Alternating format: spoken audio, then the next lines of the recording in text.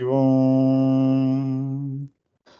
सहनाववतु सहनौ भुनक्तु सह वीर्यङ्करवावहै तेजस्विनावधीतमस्तु मा विद्विषावहै। ॐ शान्ति शान्ति शान्तिः। ॐ नारायणं पद्मभुवं वसिष्ठं शक्तिं च तत्पुत्रपराशरं च व्यासं शुकं गौडपदं महान्तं गोविन्दयोगीन्द्रमथस्य शिष्यं श्रीशङ्कराचार्यमथस्य पद्मपादं च हस्तामलकं च शिष्यं तं तोटकं वार्तिककारमन्यान्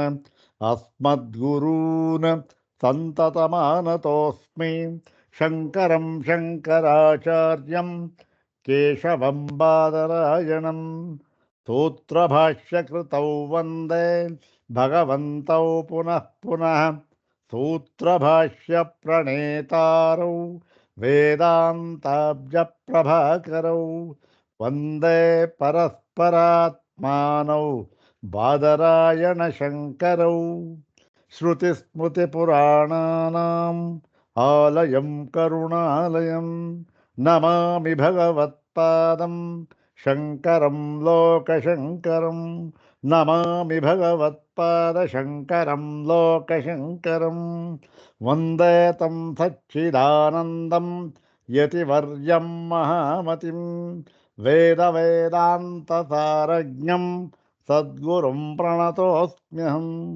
सदाशिवसमारम्भां शङ्कराचार्यमध्यमाम् अस्मदाचार्यपर्यन्तां वन्दे गुरुपरम्पराम्। ॐ नमो ब्रह्मादिभ्यो ब्रह्मविद्यासम्प्रदायकर्तृभ्यो वंशर्षिभ्यो नमो महद्भ्यो नमो गुरुभ्यः सर्वोपप्लवरहितः प्रज्ञानघनः प्रत्यगर्थो ब्रह्मैवाहमस्मि ब्रह्मैवाहमस्मि अधीहि भगवो ब्रह्म श्रीमच्छङ्कर भगवत् पूज्यपादमहासद्गुरुभ्यो नमः। श्री श्री सच्चिदानन्देन्द्र सरस्वती सद्गुरुभ्यो नमः। यो ब्रह्माणं विदधाति पूर्वं यो वै वेदांश्च प्रहिणोति तस्मै तन्मदेवमात्मबुद्धिप्रकाशं मुमुक्षुर्वै शरणमहं प्रपद्ये। ओम शांति शांति शांति। ಒಂದು ನಿಮಿಷ.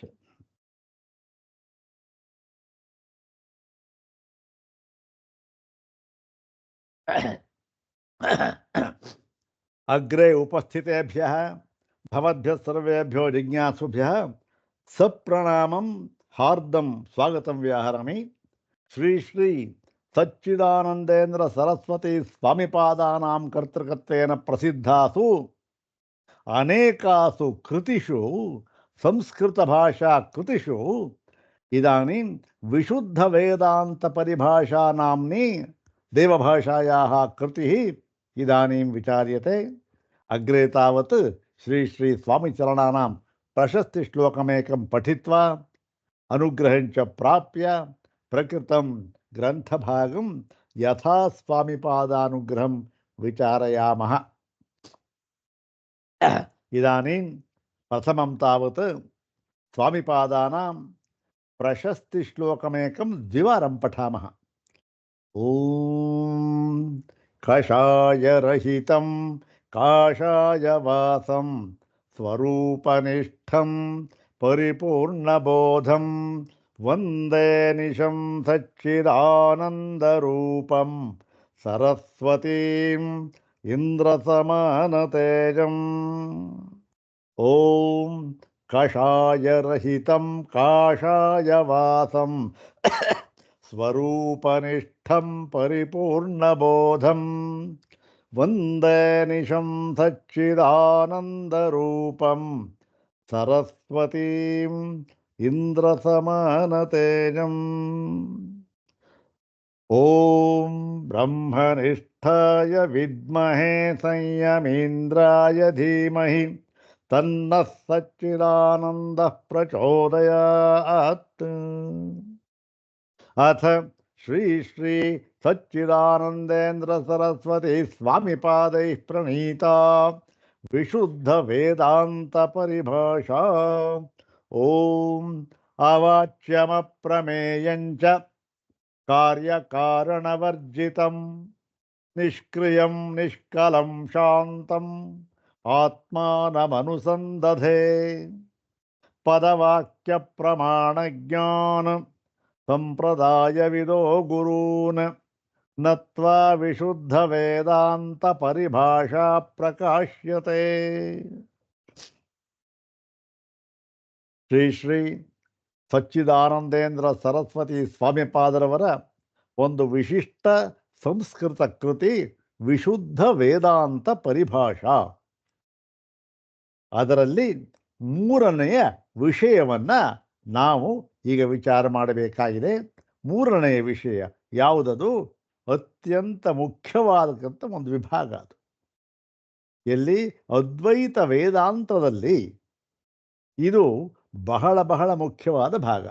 ಯಾಕೆ ಅಂತಂದರೆ, ನಾವು ಯಾವುದನ್ನು ಪ್ರತ್ಯಕ್ಷವಾಗಿ ಕಣ್ಣುಗಳಿಂದ ಕಾಣುತ್ತಿದ್ದೇವೆಯೋ, ಎಲ್ಲ ಇಂದ್ರಿಯಗಳಿಂದಲೂ ಕೂಡ ಅನುಭವಿಸುತ್ತಿದ್ದೇವೆಯೋ ಅದರ ವಿಚಾರ ಮತ್ತು ಅತೀಂದ್ರಿಯವಾದ ಈ ಎಲ್ಲ ನಾಮರೂಪಾತ್ಮಕವಾಗಿ ನಾವು ಅನುಭವಿಸುತ್ತಿರುವ ಈ ಪ್ರಪಂಚಕ್ಕೆ ಕಾರಣವಾಗಿರತಕ್ಕಂತಹ ಬ್ರಹ್ಮತತ್ವ ಒಂದು ಕಾರ್ಯವಾಗಿರ್ತಕ್ಕಂಥದ್ದು ನಮ್ಮೆಲ್ಲರ ಎದುರಿಗೆ ಪ್ರತ್ಯಕ್ಷವಾಗಿ ನಮ್ಮ ಅನುಭವಕ್ಕೆ ಪ್ರತಿ ಕ್ಷಣ ಕ್ಷಣವೂ ವೇದ್ಯವಾಗ್ತಾ ಇರತಕ್ಕಂಥ ಒಂದು ಪ್ರಪಂಚ. ಮತ್ತೊಂದು ಕಡೆ ಯಾವ ಇಂದ್ರಿಯಗಳಿಗೂ ಸಿಲುಕದೆ, ಯಾವ ಮಾತಿಗೂ ಸಿಲುಕದೆ, ಯಾವ ಪ್ರಮಾಣಕ್ಕೂ ಗೋಚರವಲ್ಲದ ಮತ್ತೆ ಈ ಎಲ್ಲ ಸಮಸ್ತ ಕಾರ್ಯ ಪ್ರಪಂಚಕ್ಕೆ ಕಾರಣವಾಗಿರತಕ್ಕಂತಹ ಏಕಮೇವಾದ್ವಿತೀಯವಾದ ಪರಬ್ರಹ್ಮತತ್ವ ಒಂದು ಕಡೆ ನೋಡಿ. ಏಕಮೇವಾದ್ವಿತೀಯ ಪರಬ್ರಹ್ಮತತ್ವ ಅಂತಲೂ ಹೇಳ್ತಾ ಇದ್ದೀರಾ, ಮತ್ತೆ ಓಹೋ ಇದೆಂತಾದ್ರೆ ಇದು ಜೀವ ಅಂತಕ್ಕಂಥದ್ದು ಇನ್ನೊಂದು ಹೇಳ್ತಾ ಇದ್ದೀರಾ, ಪ್ರಪಂಚ ಅಂತಲೂ ಹೇಳ್ತಾ ಇದ್ದೀರಾ. ಏನಿದು ಅಂದರೆ ಇದೇ ಇಲ್ಲಿ ಇರತಕ್ಕಂತಹ ಸ್ವಾರಸ್ಯ. ಈ ಒಂದು ಪಾರಿಭಾಷಿಕ ಪದಗಳನ್ನ ಇದೇನಿದು? ಇವು ಯದ್ಯಪಿ ನಾವು ದಿನನಿತ್ಯ ಉಪಯೋಗಿಸ್ತಕ್ಕಂತಹ ಪದಗಳಾಗಿದ್ದರೂ ಕೂಡ ವೇದಾಂತದಲ್ಲಿ ಅಥವಾ ವೇದಾಂತಗಳಲ್ಲಿ ಇವುಗಳಿಗೆ ಒಂದು ವಿಶಿಷ್ಟವಾದ ಒಂದು ಅರ್ಥವನ್ನು ಕೊಟ್ಟಿದ್ದಾರೆ, ಸ್ಥಾನವನ್ನು ಕೊಟ್ಟಿದ್ದಾರೆ. ಅದನ್ನು ನಾವು ತಿಳ್ಕೊಂಡ್ರೆ ಈ ಏಕಮೇವಾದ್ವಿತೀಯತ್ವ ಅಂತ ಇದೆಯಲ್ಲ, ಅದು ಹೇಗೆ ಎಂಬುದು ನಮಗೆ ಅನುಭವಕ್ಕೆ ಬರ್ತಕ್ಕಂಥದ್ದು ಶತಸಿದ್ಧ. ಅಂದ್ರೇನು? ನಾವು ಈ ವಿಭಾಗ ಕ್ರಮವನ್ನು ಸರಿಯಾಗಿ ತಿಳ್ಕೊಳ್ಬೇಕು. ಮೊಟ್ಟ ಮೊದಲನೇದಾಗಿ ಒಂದು ವಿಭಾಗ ಕ್ರಮವನ್ನು ತಿಳ್ಕೊಂಡಾಯಿತು. ಯಾವುದು? ಪರಬ್ರಹ್ಮತತ್ವ ಮೊಟ್ಟ ಮೊದಲನೇ ವಿಷಯ, ಅದನ್ನು ಕುರಿತು ಹೇಳಿದ್ದಾಯಿತು. ಮತ್ತೆ ಅವಿದ್ಯಾ ಎಂಬತಕ್ಕಂಥ ಎರಡನೇ ವಿಷಯ, ಅದನ್ನು ಕುರಿತು ಹೇಳಿದ್ದಾಯಿತು. ಏನು ಅವಿದ್ಯಾ? ಅವಿದ್ಯಾ ಇದು ಒಂದು ಪಾರಿಭಾಷಿಕ ಪದ. ಅವಿದ್ಯಾ ಅಂತ ನವಲೌಕಿಕವಾಗಿ ಒಂದು ಅರ್ಥ ಆಗುತ್ತೆ, ಮತ್ತೆ ವೈದಿಕವಾಗಿಯೂ ಕೂಡ ಒಂದೊಂದು ದರ್ಶನದಲ್ಲಿ ಒಂದೊಂದು ಅರ್ಥ. ಹೀಗಾಗಿ ವೇದಾಂತಗಳಲ್ಲಿ ನಾವು ಯಾವ ಅರ್ಥವನ್ನು ಹಿಡಿಯಬೇಕು, ಯಾವ ಅರ್ಥವನ್ನು ನಾವು ಗ್ರಹಿಸಬೇಕು ಎಂಬತಕ್ಕಂಥದ್ದು ಬಹಳ ಮುಖ್ಯವಾದ ಭಾಗ. ನೋಡ್ರಿ, ಆ ದರ್ಶನದಲ್ಲಿ ಹೇಳಿದ್ದಾರೆ. ಅವರು ಯಾರವರು? ಓಹೋ, ಅತ್ಯಂತ ದೊಡ್ಡವರವರು, ಮಹಾನುಭಾವರು, ಮೇಧಾವಿಗಳು, ತಪಸ್ವಿಗಳು, ಮತ್ತೆ ಈಶ್ವರಾಂಶ ಸಂಭೂತರು. ಅವರು ಹೇಳಿದ್ದಾರೆ ನೋಡಿ. ಅವರು ನೋಡಿ, ಆ ದರ್ಶನದ ದ್ರಷ್ಟಾರರು ಅವರು ಈ ಅರ್ಥವನ್ನು ಹೇಳಿದ್ದಾರೆ. ತಗೊಳ್ಳೋಣ ಅರ್ಥ ಅಂದರೆ ಮುಗಿದೋಯ್ತು ಕತೆ. ಅಲ್ಲಿ ಅರ್ಥವನ್ನು ಇಲ್ಲಿ ತರಬಾರದು.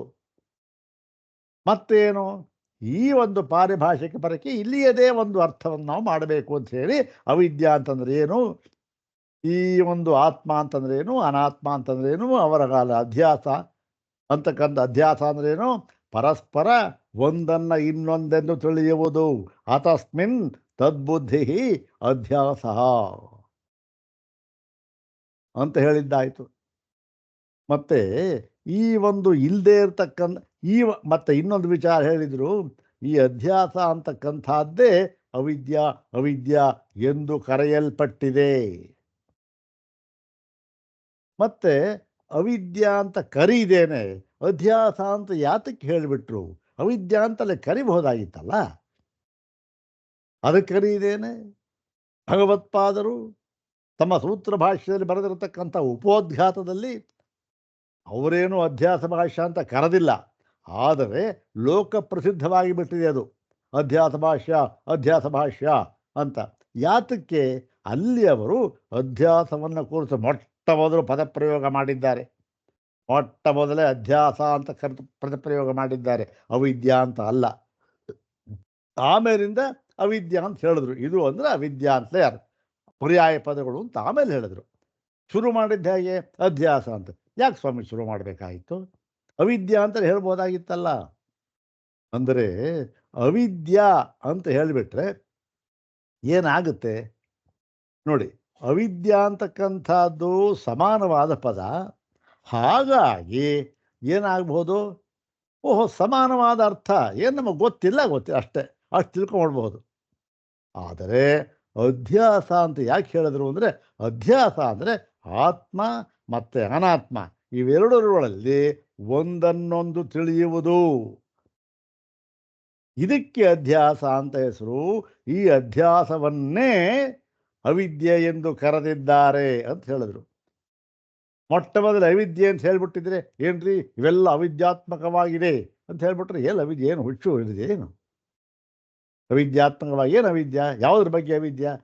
ಏನ್ರಿ ಅವಿದ್ಯಾ? ಎದುರು ಕಾಣ್ತಾ ಇದೆಯಲ್ಲಪ್ಪ ಪುಸ್ತಕ, ಅದು ಇದು ಎಲ್ಲ ನೀ ಕಾಣ್ತಾ ಇದೆಯಲ್ಲಪ್ಪ, ಇವೆಲ್ಲ ಅಧ್ಯಾಸ ಅಂತ. ಅದಕ್ಕೋಸ್ಕರ ಯಾಕೆ ಎರಡು ತತ್ವ ಇದೆ, ಒಂದು ಆತ್ಮತತ್ವ ಅದು ವಿಷಯಿ, ಇನ್ನೊಂದು ಅನಾತ್ಮತತ್ವ ಅದು ವಿಷಯ ಅಂತಕ್ಕಂಥದ್ದು.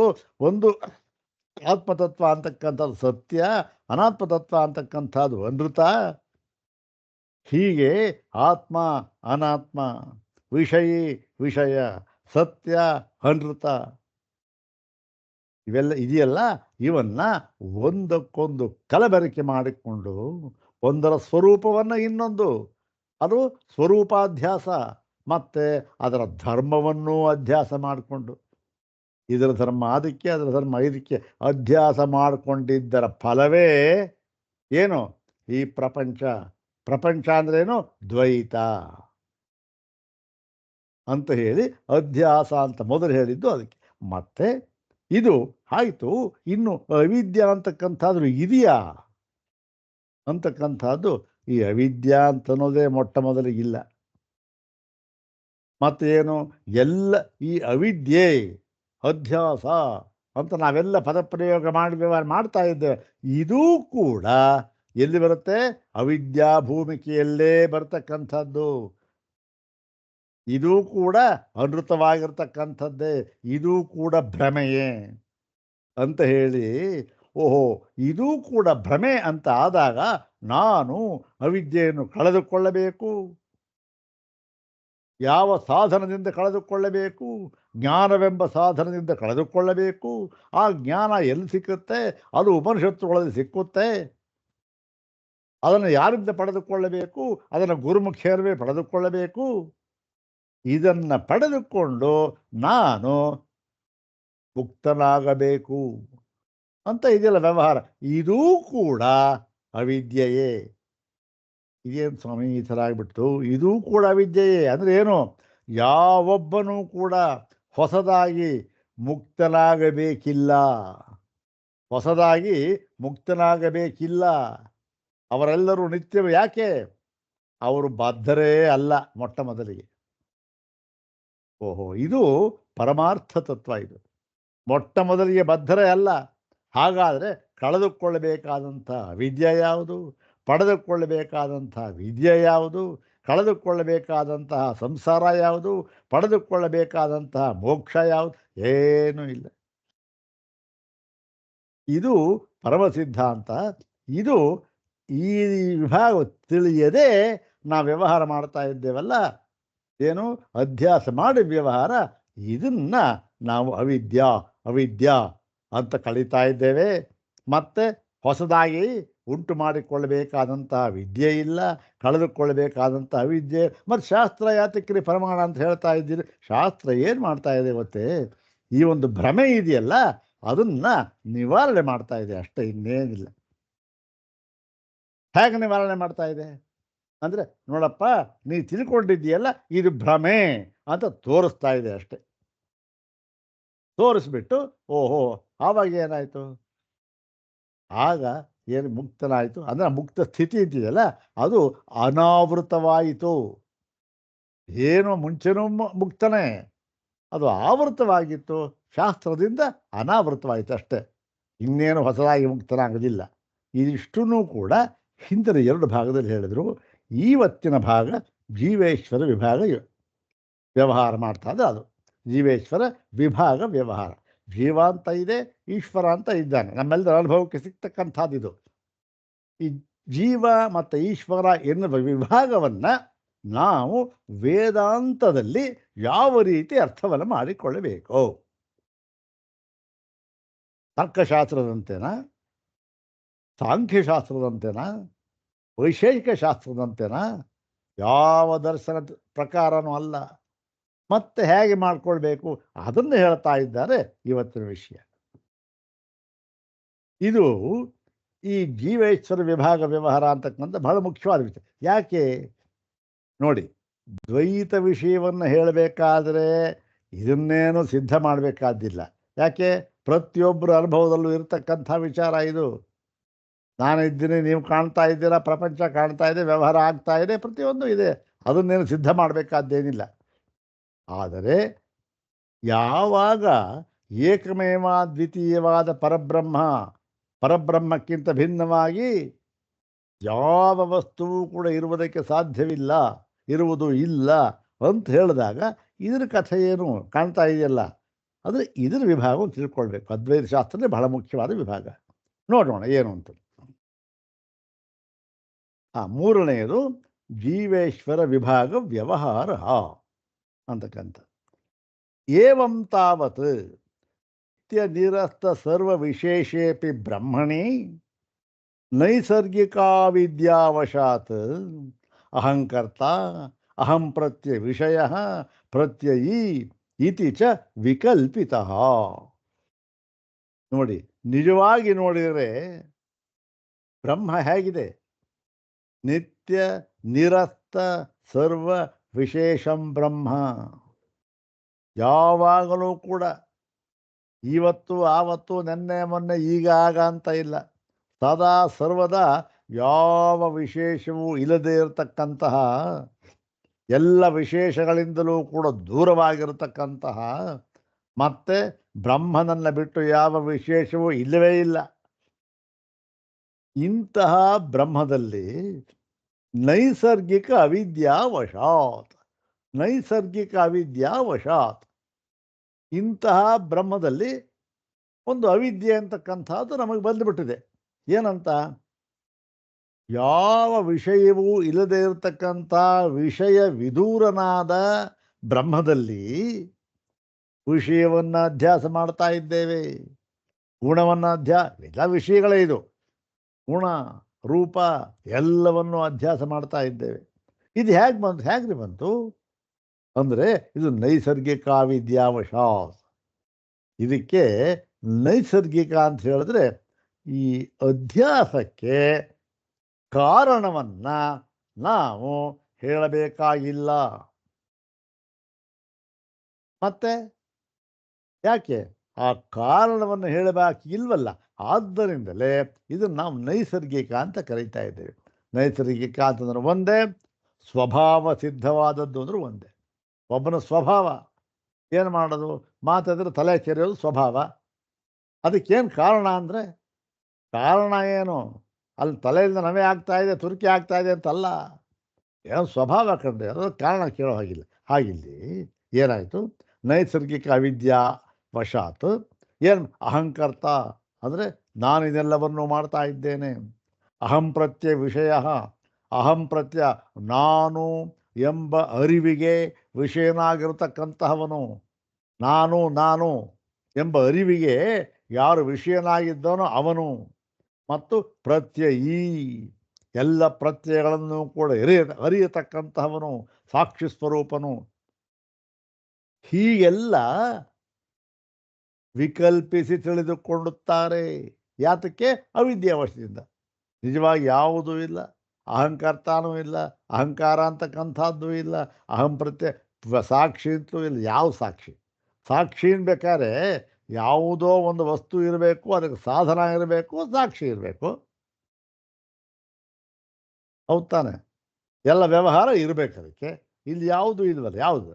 ಹೀಗಿದ್ದರೂ ಕೂಡ ಏನಾಗಿದೆ? ಅವಿದ್ಯಾವಶದಿಂದ ಹೀಗೆ ನಾನು ಅಹಂಕರ್ತ, ನಾನು ಕರ್ತೃ, ನಾನು ಭೋಕ್ತೃ, ನಾನು ಒಂದು ಅಹಂ ಪ್ರತ್ಯಯ ಅಂದರೆ ನಾನು ಎಂಬ ಅರಿವಿಗೆ ನಾನು ವಿಷಯನಾಗಿದ್ದೇನೆ, ಮತ್ತು ಪ್ರತ್ಯಯಿ ಸಾಕ್ಷ್ಯ ಸ್ವರೂಪನ, ಹೀಗೆಲ್ಲ ವಿಕಲ್ಪ ಮಾಡ್ಕೊಂಡು ಏನು ಅದನ್ನು ಎರಡು ವಿಭಾಗ ಮಾಡಿ ತಿಳಿಸ್ತಾ ಇದ್ದಾರೆ.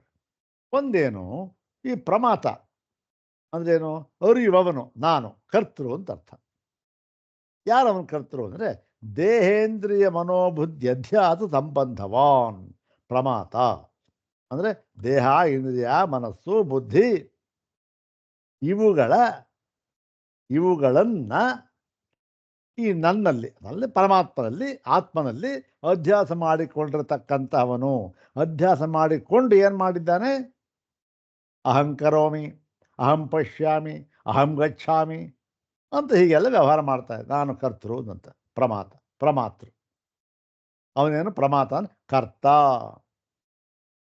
ಭೋಕ್ತಾ ಚ ಸಂಸಾರ ಅನರ್ಥ ಭಾಗ್ ಏಕಃ.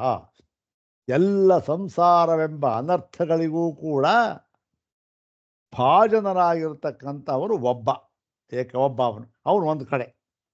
ಯಾರಿವನು? ಅಧ್ಯಸ್ಥವಾಗಿ ಎಲ್ಲವನ್ನು ಅಧ್ಯಾಸ ಮಾಡ್ಕೊಂಡು ವ್ಯವಹಾರ ಮಾಡ್ತಾ ಇರ್ತಕ್ಕಂಥವನು ಒಬ್ಬ ಒಂದು ಕಡೆ.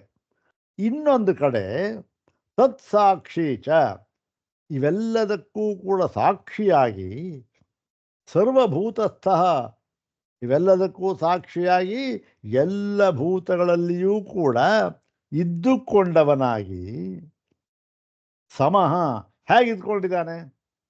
ಈಗ ಜೀವರುಗಳು ಇಷ್ಟು ಜನ ಇದ್ದಾರಲ್ಲ, ಎಲ್ಲರಲ್ಲಿಯೂ ಇದ್ದಾನೆ ಅಂತ ಆದಮೇಲೆ ಅವರೇನಾಗಿದ್ದಾರೆ? ಅವರೆಲ್ಲರೂ ಸಮಾನವಾಗಿ ಏನೂ ಇಲ್ಲ. ಒಂದೊಂದು ಜೀವ ಒಂದೊಂದು ತರಹ. ಒಬ್ಬ ದೊಡ್ಡ ಹಣ ಭಾರಿ ಶ್ರೀಮಂತ, ಇನ್ನೊಬ್ಬ ದರಿದ್ರ, ಒಬ್ಬ ಬುದ್ಧಿವಂತ, ಒಬ್ಬ ಏನೂ ಗೊತ್ತಿಲ್ಲ ಅವನಿಗೆ, ಇನ್ನೊಬ್ಬ ಹೀಗೆ ಬೇಕಾದಷ್ಟು. ಆದರೂ ಕೂಡ ಅವನಲ್ಲಿ ಇದ್ದರೂ ಕೂಡ ನಾವು ಸೂತ್ರ ಭಾಷೆ ವಿಚಾರ ಮಾಡಿದ್ವಲ್ಲ, ಹೇಗೆ ಇದು ಸ್ವಾಮಿ ಭೃತ್ಯ ಸಂಬಂಧ ಅಲ್ಲ ಅಂತ ಹೇಳಿ ಆ ಒಂದು ಯಾವುದರ ಅಂಟು ಕೂಡ ಇವನಿಗೆ ಆಗುವುದಿಲ್ಲ ಅಂತ ಹೇಳಿದ್ವಲ್ಲ. ಹಾಗೆ ಸಮಃ, ಒಂದೇ ಸಮನಾಗಿರ್ತಕ್ಕಂಥವನು. ಅಂದರೆ ಅವುಗಳ ಜೀವರುಗಳ ಯಾವ ಒಂದು ಸುಖ ದುಃಖಾದಿಗಳ ಸಂಸ್ಪರ್ಶವೂ ಕೂಡ ಇವನಿಗೆ ಇರುವುದಿಲ್ಲ. ಸಮನಾಗಿರ್ತ ಒಂದೇ ಥರ ಸಮಃ. ಮತ್ತು ಏಕಃ, ಪ್ರತಿಯೊಂದು ಜೀವರಲ್ಲಿ ಇದ್ದರೂ ಕೂಡ ಇವನು ಒಬ್ಬನೇ. ಮತ್ತು ಕೂಟಸ್ಥ ನಿತ್ಯ ಅಂದ್ರೇನು? ಯಾವಾಗಲೂ ಕೂಡ ನಿತ್ಯವಾಗಿರ್ತಕ್ಕಂಥವನು. ಕೂಟಸ್ಥ ನಿತ್ಯ ಅಂತಂದರೆ ಈ ಭದ್ರವಾಗಿ ಭೂಮಿ ಒಳಗಡೆ ಒಂದು ಕಂಬನ ಹೂತು ಬಿಟ್ಟರೆ ಅದೇನಾಗುತ್ತೆ? ಅದು ಮೇಲೂ ಚಲನ ಇಲ್ಲ, ಮಧ್ಯದಲ್ಲೂ ಚಲನ ಇಲ್ಲ, ಕೆಳಗಡೆಯೂ ಚಲನ ಇಲ್ಲ, ಕೂತ್ಬಿಟ್ಟಿದ್ದಾರೆ. ಅದಕ್ಕೆ ಕೂಟಸ್ಥ ನಿತ್ಯ, ಒಂದೇ ಸಮನ, ಯಾವ ವಿಕಾರವೂ ಇಲ್ಲದೆ ಇರತಕ್ಕಂಥದ್ದು ಎಲ್ಲೂ ಕೂಡ. ಆದರೆ ಈ ಸ್ಥಾವರ ಅಂತ ಹೇಳ್ತಾರಲ್ಲ, ಸ್ಥಾವರ ಅಂತಂದ್ರೂ ಅರ್ಥ ಆಗುತ್ತೆ, ಒಂದೇ ಕಡೆ ನಿಂತಿರ್ತಕ್ಕಂಥದ್ದು ಅಂತ. ಈ ಮರಗಿಡಗಳು ಏನಾಗುತ್ತೆ? ಇದು ಯದ್ಯಪಿ ನಾವು ಸ್ಥಾವರ ಅಂತ ಹೇಳಬಹುದಾದರೂ ಕೂಡ ಇದು ಕೂಟಸ್ಥ ಅಲ್ಲ. ಇದು ಯಾಕೆ? ಬುಡ ಎಲ್ಲೂ ಅಲ್ಲಾಡೋದಿಲ್ಲ. ಆದರೆ ಅದು ರೆಂಬೆಗಳು, ಕೊಂಬೆಗಳು, ತಲೆ ಎಲ್ಲ ಅಲ್ಲಾಡ್ತಾನೆ ಇರ್ತಾವಲ್ಲ, ವಿಕಾರ ಆಗ್ತಾನೆ ಇರ್ತಾವಲ್ಲ. ಆದರೆ ಈ ಪರಮಾತ್ಮ ಹಾಗಲ್ಲ, ಕೂಟಸ್ಥ. ಒಂದು ಕಂಬವನ್ನು ಭದ್ರವಾಗಿ ಭೂಮಿಯಲ್ಲಿ ನೆಟ್ಟಿಬಿಟ್ರೆ ಹೇಗೆ ಯಾವ ಪ್ರದೇಶದಲ್ಲೂ ಚಲನೆ ಅಂತಕ್ಕಂಥದ್ದು ಇದು ಹಾಗೆ ಕೂಟಸ್ಥ ಮಾತು. ಕೂಟಸ್ಥ ನಿತ್ಯ, ಕೂಟಸ್ಥ ಇದು ಕೂಟಸ್ಥ ನಿತ್ಯ, ನಿತ್ಯವಾಗಿರ್ತಕ್ಕಂಥದ್ದು ಇದು. ಅವಿಕಾರ ಅಂತಕ್ಕಂಥ ನಿತ್ಯವಾಗಿರ್ತಕ್ಕಂಥದ್ದು ಪುರುಷ. ಇವನು ಪುರುಷ ಇದ್ದಲ್ಲ, ಅವನು ಸರ್ವ ಸಂಸಾರ ಧರ್ಮ ಅಸಂತೃಷ್ಟ ಅಪರಃ.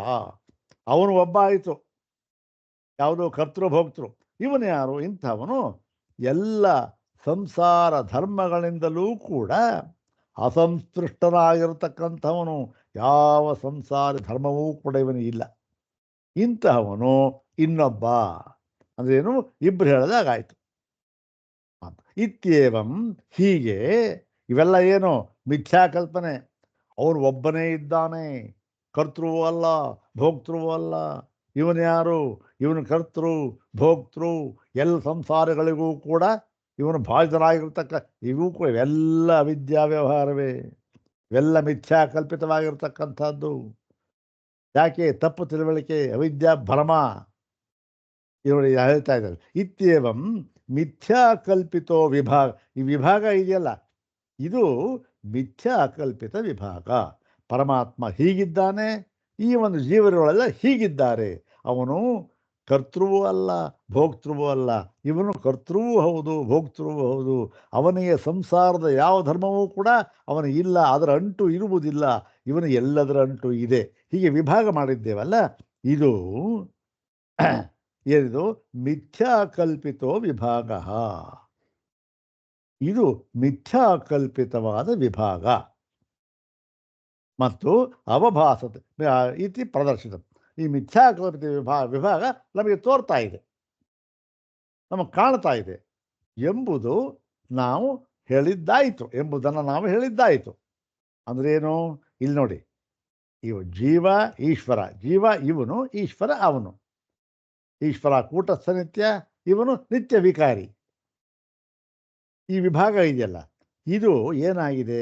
ಮಿಥ್ಯಾಕಲ್ಪಿತ. ಇದು ಯಾವುದಿದು? ಇದು ವೇದಾಂತ ಪರಿಭಾಷೆ. ಮತ್ತೆ ಬೇರೆಯವರ ಮಿಥ್ಯಾಕಲ್ಪಿತ ಅಂತೇನು ಹೇಳೋದಿಲ್ಲಲ್ಲ. ಏನು? ಅವರೇನು ಬೇರೆ ವಿಧಾನ ಹೇಳ್ತಾರೆ, ಅದು ಸಿದ್ಧ ಮಾಡ್ತಾರೆ, ಅದು ಬೇರೆ ವಿಚಾರ. ಇಲ್ಲಿ ಏನು? ಎಲ್ಲ ವ್ಯವಹಾರವೂ ಕೂಡ ಮಿಥ್ಯಾಕಲ್ಪಿತ ಅಂತಕ್ಕಂತ ತಿಳಿದೆ. ಇದನ್ನು ಹೇಗೆ ನಾವು ತಿಳ್ಕೊಳ್ಳೋದು? ಅದಕ್ಕೋಸ್ಕರವೇ ಶಾಸ್ತ್ರ ಇರತಕ್ಕಂಥದ್ದು. ಕಣ್ಣಿಗೆ ಕಾಣೋದನ್ನು, ಕಾಣ್ತಾ ಇರೋದನ್ನು ಮಿಥ್ಯಾ ಅಂತಂದರೆ ಯಾವ ದೃಷ್ಟಿಯಿಂದ ಹೇಳ್ತಾ ಇದ್ದಾರೆ ಮಿಥ್ಯಾ ಅಂತ?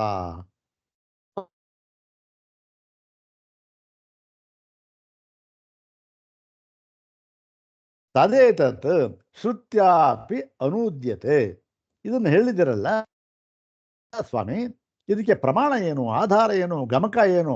ನೀವೇ ಹೇಳಿಬಿಟ್ರೆ ಹೇಗೆ? ಈ ವಿಭಾಗ ಇದೆ, ಇದೆಲ್ಲ ಭ್ರಮಾತ್ಮಕವಾಗಿದೆ, ಜೀವ ಹೀಗಿದ್ದಾನೆ ಅಂತ ವಿಭಾಗ ಮಾಡಿಬಿಟ್ರಲ್ಲ ಈಗ, ವ್ಯವಹಾರ ಅಂತಂತ. ಇದಕ್ಕೆ ಪ್ರಮಾಣ ನೋಡ, ಹೌದ್ ತಾನೆ? ಏನು? ಉದಾಹರಣೆ ಕೊಡ್ತಾ ಇದೆ. ತದ್ಯಥ ಆತ್ಮೇಂದ್ರಿಯಮ ಭೋಕ್ತೇತ್ಯಾಹುರ್ಮನೀಷಿಣಃ. ಏನು? ಇದು ಜೀವನಿಗೆ ಹೇಳಿದ ಮಾತು. ಜೀವನವನ್ನು ಅವನು ಹೀಗಿದ್ದಾನೆ ಅಂತ. ಆತ್ಮೇಂದ್ರಿಯ ಮನೋಯುಕ್ತಂ ಭೋಕ್ತೇತ್ಯಾಹುರ್ ಮನೀಷಿಣ. ಇವನು ಅವನು ಆತ್ಮ, ಇಂದ್ರಿಯ, ಮನಸ್ಸು, ಅವನು ಭೋಕ್ತ ಅಂತ ಮಾತು. ತಯೋ ವಿಪರಂ ಸ್ವಾದ್ವತ್ತಿ. ಇನ್ನೂ ಒಂದು, ಇವನು ಕೂಡ ಜೀವ, ಇವನು ಕೂಡ ವಿಕಾರಿ. ಇಬ್ಬರಿದ್ದಾರಲ್ಲ, ಹಿಂದೆ ಹೇಳ ಮಾಡಿದ್ರಲ್ಲ, ವಿಭಾಗ ಮಾಡೋದಲ್ಲಿ ತಯೋಹೋ ಅನ್ಯ. ತಯೋಹೋ ಅಂದರೆ ಜೀವೇಶ್ವರಯೋಹೋ. ಅನ್ಯ ಇನ್ನೊಬ್ಬ ಇದ್ದಾನೆ, ಅವನು ಯಾರು? ಪಿಪ್ಪಲಂ ಸ್ವಾದ್ವತ್ ಅಂದರೆ ಪಿಪ್ಪಲ, ಆ ಹಣ್ಣನ್ನು ತಿಂತಾ ಇದ್ದಾನೆ. ಆಹಾ ತಿಂತಾ ಇದ್ದಾನೆ. ಅಂದ್ರೇನು? ಭೋಕ್ತೃ. ಈ ಭೋಕ್ತೃವಾಗಿದ್ದಾನೆ ಜೀವ. ವಿಭಾಗ ಎರಡು ಮಾಡಿದ್ರಲ್ಲ, ಒಂದು ಭೋಕ್ತೃ ಇನ್ನೊಬ್ಬ ಅಭೋಕ್ತೃ ಅಂತ. ಭೋಕ್ತೃವಾಗಿದ್ದಾನೆ ಅಂತನ್ನೋದಕ್ಕೆ ಈ ಉದಾಹರಣೆಗಳು. ತಯೋರನ್ಯಪಿಪ್ರಂ ಸ್ವಾದತಿ ಇತೀಚ ಸಂಸಾರಿ ಆತ್ಮಾನುವಾದ. ಇವನು ಸಂಸಾರಿಯಾದ ಆತ್ಮ, ಅವನನ್ನೇ ಬೇಕಾದ ಜೀವ ಅಂತ ಹೇಳಿ ಏನಾಗಿ ಸಂಶಯ ಆತ್ಮ, ಅವನು ಹೇಳ್ತಕ್ಕಂಥ ವಾಕ್ಯಗಳಿವು. ಇನ್ನು ಈ ಅಸಂಸಾರಿಯಾದ ಆತ್ಮ ಈಶ್ವರ ಅಂತ ಹೇಳಿದ್ರಲ್ಲ, ವಿಭಾಗ ಮಾಡಿದ್ರಲ್ಲ, ಅದಕ್ಕೆ ಅಂತ ತಾನೆ ಶ್ರುತಿಯಲ್ಲಿ ಇದನ್ನು ಹೇಳಿದ್ದಾರೆ. ಹೇಳ್ಬಿಡ್ತಾರೆ ಯಾವ ವಿಕಾರವೂ ಇಲ್ಲ ಇವನಿಗೆ, ಕೇವಲ ಸಾಕ್ಷಿ ಸ್ವರೂಪ. ಅದಕ್ಕೇನು ಉದಾಹರಣೆ ನೋಡಪ್ಪ, ಅದಕ್ಕೂ ಉದಾಹರಣೆ ಇದೆ. ಏನು ಅನಶ್ನನ್ನನ್ಯೋ ಅಭಿಚಾಕಶೀತಿ, ಅನಶ್ನ ಅನ್ಯ ಅನಶ್ನನ್ ಅಭಿಚಾಕಶೀತಿ. ನೋಡಿ, ಇದು ಒಂದು ಪಾರಿಭಾಷಿಕ ವೇದಾಂತದಲ್ಲಿ ಉಪಯೋಗಿಸ್ತಕ್ಕಂಥ ಪದ. ಇದು ಅರ್ಥ ಬಹಳ ಅರ್ಥ. ಏನು ಪಶ್ಯತಿ ಇತ್ಯರ್ಥ, ಸುಮ್ಮನೆ ನೋಡ್ತಾ ಇದ್ದಾನಷ್ಟೇ ಅಂತ. ಏನು ಅನಶ್ನನ್ನನ್ಯ, ಒಬ್ಬ ಏನು ಮಾಡಿದಾನೆ, ಅಯೋರನ್ಯ ಪಿಪ್ಪಲಂ ಸ್ವಾದ್ವತ್ತಿ, ಒಬ್ಬ ಇದ್ದಾನೆ ಏನು ತಿಂತಾ ಇದ್ದಾನೆ, ಹಣ್ಣನ್ನು ಅನುಭವಿಸ್ತಾ ಇದ್ದಾನೆ. ಇನ್ನೊಬ್ಬ ಏನು ಮಾಡಿದ್ದಾನೆ, ಅನಶ್ನ ಅಭಿಚಾಕಶೀತಿ, ಅನಶ್ನನ್ ಏನು ಮಾಡ್ತಾ ಇಲ್ಲ, ಅವನು ಯಾವುದನ್ನು ಅನುಭವಿಸ್ತಾ ಇಲ್ಲ. ಮತ್ತೇನು ಮಾಡ್ತಾ ಇದ್ದಾನೆ, ಕೇವಲಂ ಅಭಿಚಾಕಶೀತಿ ಕೇವಲಂ ಪಶ್ಯತಿ, ಅಂದ್ರೇನು ಸಾಕ್ಷಿ ಸ್ವರೂಪೇಣ ಪಶ್ಯ. ಇದು ಸಾಕ್ಷಿ ಅಂತಕ್ಕಂಥದಕ್ಕೆ ಉದಾಹರಣೆ ಇದು. ಮತ್ತು ಏಕೋ ದೇವ ಸರ್ವಭೂತೇಷು ಗೂಢ ಸರ್ವವ್ಯಾಪಿ ಸರ್ವಭೂತ ಅಂತರಾತ್ಮ ಕರ್ಮಾಧ್ಯಕ್ಷ ಸರ್ವಭೂತಾಧಿವಾಸ ಸಾಕ್ಷಿ ಚೇತ ಕೇವಲೋ ನಿರ್ಗುಣಶ್ಚ. ಪ್ರಸಿದ್ಧವಾದ ಶ್ವೇತಾಶ್ವತರ ವಾಕ್ಯ ಮಂತ್ರ. ಇಲ್ಲಿ ಬಾಯಿ ಬಿಟ್ಟು ಕಂಠೋಕ್ತವಾಗಿ ಸಾಕ್ಷಿ ಅಂತ ಕರೆದು ಬಿಟ್ಟಿದ್ದಾರೆ. ಏಕೋ ದೇವ ಇವೆಲ್ಲ ಹೇಳಿದ್ರಲ್ಲ ವಿಭಾಗ, ಅದಕ್ಕೆ ಸಾಕ್ಷಿ, ಅದಕ್ಕೆ ಪ್ರಮಾಣವಾಗಿ ಈ ಮಂತ್ರ. ಇತೀಚ ಅಸಂಸಾರಿಭೂತ ಕೂಟಸ್ಥ ಪುರುಷ ಅನುವಾದ. ಇದು ಅಸಂಸಾರಿಯಾಗಿರ್ತಕ್ಕಂತಹ ಕೂಟಸ್ಥನಾಗಿರ್ತಕ್ಕಂತಹ ಪುರುಷನಿಗೆ ಹೇಳಿರ್ತಕ್ಕಂಥ, ಅವನ ವಿಚಾರದಲ್ಲಿ ಹೇಳಿರ್ತಕ್ಕಂಥ ವಾಕ್ಯ.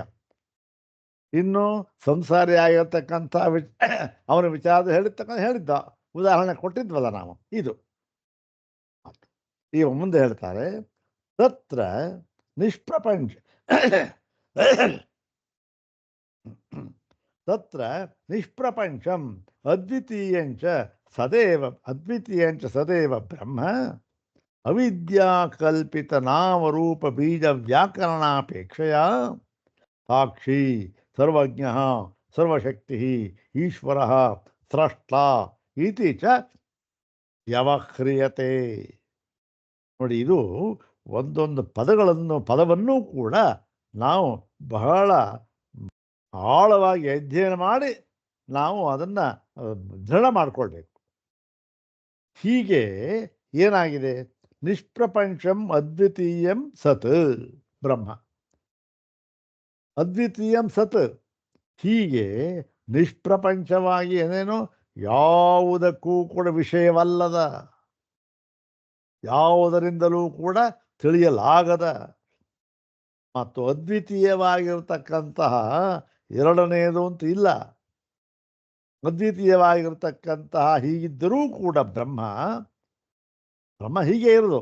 ಹೀಗಿದ್ದರೂ ಕೂಡ ಏನಾಗಿದೆ, ಅವಿದ್ಯಾಕಲ್ಪಿತ ನಾಮರೂಪ ಬೀಜ ವ್ಯಾಕರಣಾಪೇಕ್ಷೆಯ. ನೋಡಿ ಏನಾಗಿದೆ, ಹೀಗಿದ್ದರೂ ಕೂಡ ನಾವು ನಾಮರೂಪಗಳ ಉಪಾಧಿಯ ಮೂಲಕ ತಿಳಿದುಕೊಳ್ತಾ ಇದ್ದೇವೆ,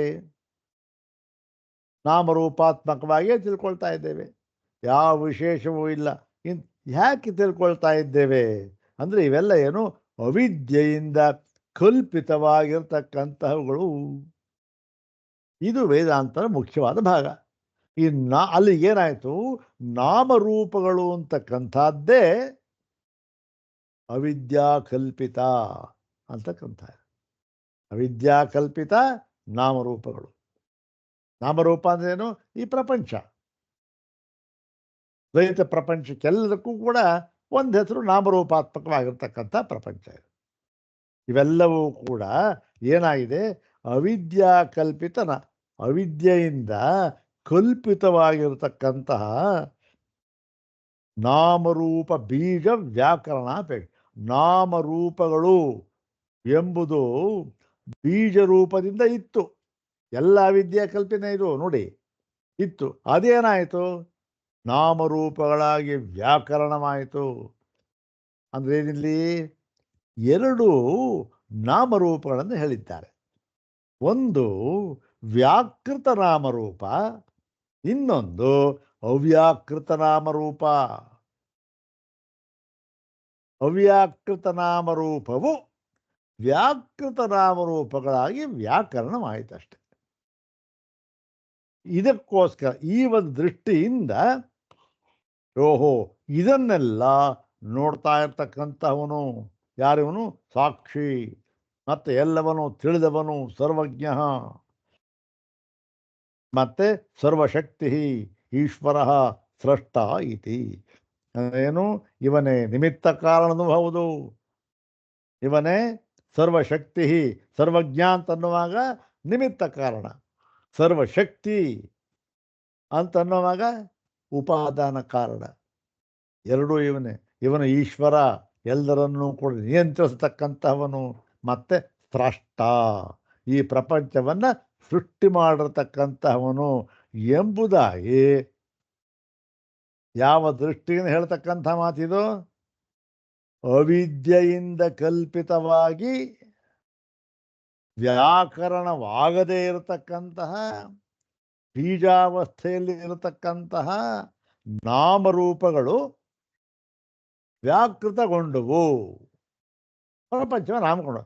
ಈ ಒಂದು ದೃಷ್ಟಿಯಿಂದ ಎಲ್ಲವೂ ಕೂಡ ಅವಿದ್ಯೆ. ಬೀಜರೂಪದಿಂದ ಇರಲೂ ಇಲ್ಲ, ನಾಮರೂಪ ಅಂತ ಬೇರೆ ಇಲ್ಲವೇ ಇಲ್ಲ. ಮತ್ತೆ ಯಾವಾಗ ಬೀಜರೂಪದಿಂದಲೇ ಇಲ್ಲ ಅಂತ ಆಯಿತೋ, ಇನ್ನು ತಿರುಗಾದರೂ ಪ್ರಪಂಚದ ವ್ಯಾಕರಣ ಆಗೋದು ಹೇಗೆ ಅದು? ಆದರೂ ಕೂಡ ಎಷ್ಟು ದೃಢವಾಗಿ ನಾವು ಅದನ್ನು ಅವಿದ್ಯೆ ಅಂತ ಅನ್ನೋದನ್ನು ದೃಢೀಕರಿಸಿ ವ್ಯವಹಾರ ಮಾಡ್ತಾ ಇದ್ದೇವೆ ನಮಗೆ ಗೊತ್ತಾಗ್ತಾ ಇದೆ ಎಲ್ಲವೇ. ಹೀಗೆ ಈ ಅವಿದ್ಯಾ ಕಲ್ಪಿತನ ಈ ದೃಷ್ಟಿಯಿಂದ ಈಶ್ವರನನ್ನು ಸಾಕ್ಷಿ, ಸರ್ವಜ್ಞ, ಸರ್ವಶಕ್ತಿ, ಈಶ್ವರ, ಸೃಷ್ಟ ಅಂತ ಹೇಳ್ತಾ ಇರತಕ್ಕಂಥ ಏನು ಇವೆಲ್ಲವೂ ಕೂಡ ಏನು ಗೊತ್ತೇನು? ಈ ಮರುಮರೀಚಿಕೆ, ಮರಳುಗಾಡು, ನೀರು ಕಾಣ್ತಾ ಇದೆ, ಅದನ್ನು ಏನು ವರ್ಣನೆ ಮಾಡಿದಾಗ ಆಯ್ತು ಅಷ್ಟೆ. ಓ ನೋಡಿ ಹೀಗಿದೆ, ಇಷ್ಟು ಸಿಹಿಯಾಗಿದೆ, ಇಷ್ಟು ಪವಿತ್ರವಾಗಿದೆ, ಇಲ್ಲಿ ಇಂಥ ಜಲಚರಗಳಿದ್ದಾವೆ, ಇಂದು ಹೀಗಿದೆ. ಏನೋ ಮೊಟ್ಟ ಮೊದಲಿಗೆ ಮರುಮರೀಚಿಕೆ ಅಂತಕ್ಕಂಥದ್ದೇ ಇಲ್ಲ, ಅದು ಭ್ರಮೆ. ಅದು ಹೀಗೆ ಈ ಭ್ರಮಾತ್ಮಕವಾದ ಒಂದು ದೃಷ್ಟಿ ವಿಷಯ ಇದೆಯಲ್ಲ, ಅದರ ದೃಷ್ಟಿಯಿಂದ ನಾವು ಸಾಕ್ಷಿ, ಸರ್ವಜ್ಞ, ಸರ್ವಶಕ್ತಿ, ನಿಮಿತ್ತ ಕಾರಣ, ಉಪಾದಾನ ಕಾರಣ ಅಂತೆಲ್ಲ ಹೇಳ್ತಾ ಇದ್ದೇವೆ. ತದುಕ್ತಂ ಭಾಷ್ಯೆ ಅಂಥೇಳಿ ಇದನ್ನು ಭಾಷ್ಯದಲ್ಲಿ ಭಗವತ್ಪಾದ ಶಂಕರರು ಕಂಠೋಕ್ತವಾಗಿ ಹೇಳಿಬಿಟ್ಟಿದ್ದಾರೆ. ನೋಡಿ, ಇಲ್ಲಿ ನಾವು ಗಮನಿಸಬೇಕಾದ ಒಂದು ಅಂಶ ಏನು ಅಂದರೆ, ಇಲ್ಲಿ ಯಾವುದೇ ಒಂದು ಅಂಶ ಅಲ್ಲ, ಒಂದೇ ಒಂದು ಪದವನ್ನೂ ಕೂಡ ಸ್ವಾಮಿಪಾದರು ತಮ್ಮ ಒಂದು ಸ್ವಂತ ವಿವೇಚನೆಯಿಂದ ಏನು ಹೇಳ್ತಾ ಇಲ್ಲ. ಎಲ್ಲದಕ್ಕೂ ಏನು ಪ್ರಮಾಣ ಕೊಡ್ತಾ ಇದ್ದಾರೆ ನೋಡಿ, ಭಾಷ್ಯದ ಪ್ರಮಾಣ ನೋಡಿ, ಭಾಷ್ಯದ ಪ್ರಮಾಣ. ಪ್ರಕೃತ ಈ ಗ್ರಂಥದಲ್ಲಿ ಯಾವ ಭಾಷ್ಯದ ಪ್ರಮಾಣ ಕೊಡ್ತಾ ಇದ್ದಾರೆ? ಮುಖ್ಯವಾಗಿ ಸೂತ್ರ ಭಾಷ್ಯದ ಪ್ರಮಾಣವನ್ನೇ ಕೊಡ್ತಾ ಇದ್ದಾರೆ. ಸೂತ್ರ ಭಾಷ್ಯ ವಾಕ್ಯಗಳನ್ನೇ ಉದ್ಧಾರ ಮಾಡಿ ನೋಡಿ ಇಲ್ಲಿ ಅಂತ ಹೇಳ್ತಾರೆ. ಯಾಕೆ ಅಂತಂದರೆ, ಇವತ್ತು ಎಷ್ಟು ವಾದ ವಿವಾದಗಳು ನಡೀತಾ ಇವೆಯೋ ಅವಕ್ಕೆಲ್ಲದಕ್ಕೂ ಕೂಡ ಮೂಲಾಧಾರ ಯಾವುದು ಅಂದರೆ ಉಪನಿಷತ್ ಭಾಷ್ಯ ಅಂತ ಅಲ್ಲ, ಗೀತಾ ಭಾಷ್ಯ ಅಂತ ಅಲ್ಲವೇ ಅಲ್ಲ, ಮತ್ತೆ ಯಾವುದು? ಸೂತ್ರ ಭಾಷ್ಯ. ಸೂತ್ರ ಭಾಷ್ಯವನ್ನು ಹಿಡ್ಕೊಂಡೇ ಇವೆಲ್ಲ ಈ ವಾದ ವಿವಾದಗಳು ನಡೀತಾ ಇದೆ. ಆದ್ದರಿಂದ ಏನು ಮುಖ್ಯ? ಸ್ವಾಮಿಗಳ ಅಭಿಪ್ರಾಯ ಇದು. ಆದ್ದರಿಂದ ಸೂತ್ರ ಭಾಷ್ಯವನ್ನು, ಆಚಾರ್ಯಪಾದರ ಸೂತ್ರ ಭಾಷ್ಯವನ್ನು ಸರಿಯಾಗಿ ನಾವು ಅರ್ಥ ಮಾಡಿಕೊಳ್ಳದೆ ಹೋಗಿಬಿಟ್ಟರೆ ಏನಾಗುತ್ತೆ? ಎಲ್ಲ ವಾದ ವಿವಾದಗಳಿಗೂ ಕೂಡ ಇವು ಕಾರಣವಾಗಿ ಬಿಡುತ್ತವೆ. ಎಲ್ಲದಕ್ಕೂ ಕಾರಣ ಏನು? ಈ ಒಂದು ಸರಿಯಾಗಿ ಅರ್ಥ ಮಾಡಿಕೊಳ್ಳದೆ ಇರತಕ್ಕಂಥದ್ದು. ಸರಿಯಾಗಿ ಅರ್ಥ ಮಾಡ್ಕೊಳ್ಳಿಲ್ಲ, ನಾನು ಏನೋ ಹೇಳಿಬಿಟ್ಟೆ. ಏನದು? ಅಧ್ಯಾಸ ಭಾಷ್ಯ ನೋಡ್ರಿ, ಅಧ್ಯಾಸ ಭಾಷೆಯಲ್ಲಿ ಹೀಗೆ ಹೇಳಿದ್ದಾರೆ. ಯಾರು? ಭಗವತ್ಪಾದ ಶಂಕರರು ಅಂತ ಹೇಳಿಬಿಟ್ಟೆ. ಅದೇನಾಯಿತು? ನನ್ನ ಒಂದು ಅಜ್ಞಾನ. ನಾನೇನು ಅನ್ಯಥಾರ್ಥ ಮಾಡಿಬಿಟ್ಟೆ, ಹೇಳಿಬಿಟ್ಟೆ. ಹೇಳಿದ ಮೇಲೆ ಏನಾಯಿತು? ಓ, ಶುರುವಾಯಿತು ನಮ್ಮ ವಾದ. ಸರಿ ಇಲ್ಲ, ಇದು ಹೀಗೆ ಹೇಳಿಬಿಟ್ಟಿದ್ದೀರಿ, ಇದಕ್ಕೆ ಸರಿ ಇಲ್ಲ, ಇದಕ್ಕೆ ಗಮಕ ಇಲ್ಲ, ಪ್ರಮಾಣ ಇಲ್ಲ, ಶುರುವಾಗೋಯ್ತು ವಾದ. ಆದರೆ ವಸ್ತುತಃ ಏನಾಗಿರುತ್ತೆ? ಆಚಾರ್ಯರ ಹಾಗೆ ಹೇಳೇ ಇರೋದಿಲ್ಲ. ಒಂದು ವೇಳೆ ಆ ಆಚಾರ್ಯರ ಹೃದಯವನ್ನೇ ಅರ್ಥ ಮಾಡಿಕೊಂಡು ಹೇಳಿಬಿಟ್ಟಿದ್ದರೆ ಅದಕ್ಕೆ ವಾದ ವಿವಾದಗಳ ಒಂದು ಅವಕಾಶವೇ ಇರುತ್ತಿರಲಿಲ್ಲ.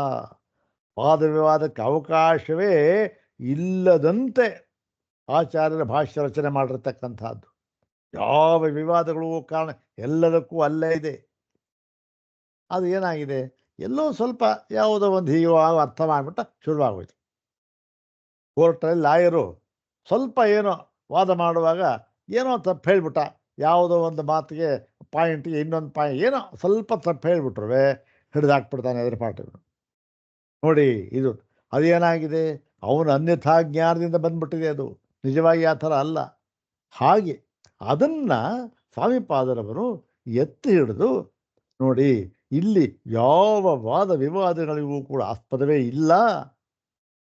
ಹೇಗೆ ಆಸ್ಪದವಿಲ್ಲ ಅಂತ ಅನ್ನೋದನ್ನು ನಾವು ತೋರಿಸ್ಕೊಡ್ತೇವೆ ಅಂತ ಹೇಳಿ ಪ್ರತಿಯೊಂದು ಅವರು ಏನೇನು ಹೇಳಿದ್ದಾರೆ ಅವೆಲ್ಲದಕ್ಕೂ ಕೂಡ ಭಾಷ್ಯವಾಕ್ಯಗಳ, ಮುಖ್ಯವಾಗಿ ಸೂತ್ರ ಭಾಷ್ಯವಾಕ್ಯದ ಪ್ರಮಾಣವನ್ನು ಅಲ್ಲಿ ಹೇಳಿ ತಮ್ಮ ವಾದವನ್ನು ತಮ್ಮ ಸಮರ್ಥನೆ ಮಾಡ್ತಾ ಇದ್ದಾರೆ ಸ್ವಾಮಿಪಾದವರು.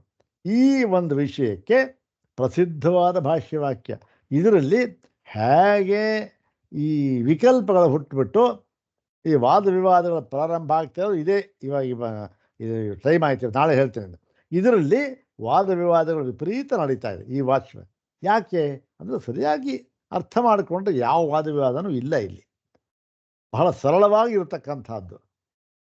ಹೇಗೆ ಅರ್ಥ ಮಾಡಿಕೊಳ್ಬೇಕು ಅಂತ ಅನ್ನೋದನ್ನು ಅಲ್ಲಿ ಮುಂದೆ ಹೇಳಿದ್ದಾರೆ. ನಾಳೆ ನೋಡೋಣ. ಓಂ ಶಾಂತಿ ಶಾಂತಿ ಶಾಂತಿ. ಓಂ ತತ್ಸತ್.